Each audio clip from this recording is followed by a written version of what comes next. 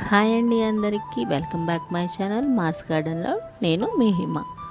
ఎప్పుడు తినే కూరలు ఏం తింటామండి, స్పెషల్గా ఈ కర్రీ అయితే చేసేద్దాం రండి. ముందుగా మనం పన్నీర్ ముక్కలను అయితే చక్కగా కట్ చేసేసుకొని ఆయిల్లో బాగా రెడ్గా అయ్యే వరకు కాకుండా చక్కగా లైట్గా ఫ్రై చేసుకోండి. అలా అయితే మెత్తగా పన్నీర్ ముక్క మనకి కర్రీలో వేస్తే బాగుంటుంది, లేదంటే సాగుతుంది. ఇదైతే గుర్తుపెట్టుకోండి.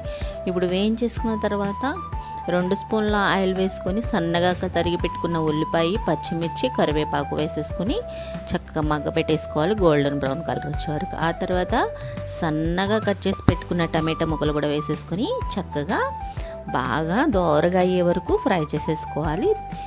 దాంతోపాటు ఒక 1/2 స్పూన్ పసుపు, రుచికి సరిపడా సాల్ట్ అయితే వేసేసుకుని ఒకసారి కలిపేసి చక్కగా మూత పెట్టేసుకొని బాగా గోల్డెన్ బ్రౌన్ కలర్ వచ్చే వరకు మగ్గనివ్వాలి. మనం ఉప్పు వేసుకున్నామంటే త్వరగా కర్రీ అనేది మగ్గుతుంది, రెడీ అయిపోతుంది. ఇప్పుడు మనము దానిలోకి గ్రేవీ అయితే రెడీ చేసుకుందాము.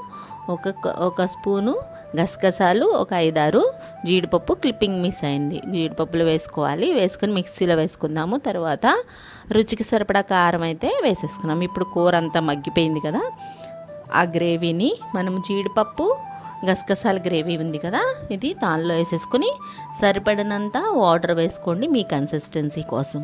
వేసుకున్న తర్వాత దీన్ని కూడా ఒక 5 ముందుగా మనం వేయించి పెట్టుకున్న పన్నీర్ ఉంది కదండి, అది కూడా వేసేసుకొని ఒక 5 నిమిషాల పాటు చక్కగా మూత పెట్టుకేసుకొని దగ్గరికి అయ్యే వరకు ఉడకనిచ్చేసుకొని ఒకసారి కలుపుకుంటూ కొంచెం గరం మసాలా వేసేసుకొని పైనుంచి కొత్తిమీర చల్లేసుకుని చక్కగా దగ్గరికి అయిపోయింది కదండి. ఇప్పుడు కొత్తిమీర కూడా చల్లేసుకున్నారు అంటే మనకి పన్నీర్ గ్రేవీ కర్రీ అయితే రెడీ అయిపోయింది. ఇది రోటీలోకి కానీ, చపాతీలోకి కానీ, రైస్లోకి కానీ చాలా చాలా బాగుంటుంది. ట్రై చేయండి. ట్రై చేసి ఫీడ్బ్యాక్ అయితే ఇవ్వండి.